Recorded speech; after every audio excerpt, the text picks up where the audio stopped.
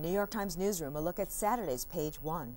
In our lead story, the nation's economic growth fell sharply from April to June.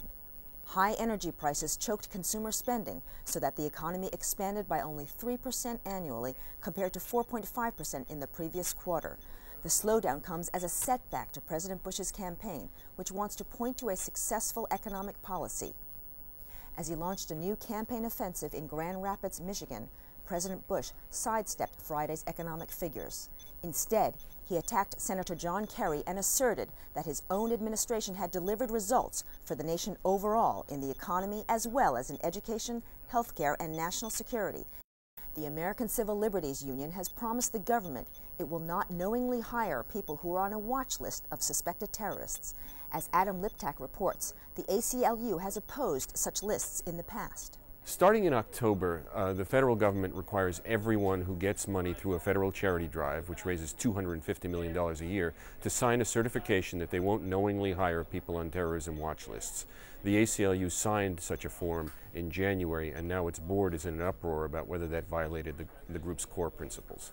In Washington, the CIA is still holding a member of Osama bin Laden's inner circle at a secret interrogation center.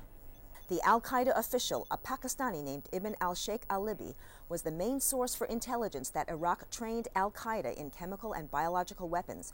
The Bush administration has since discredited that information.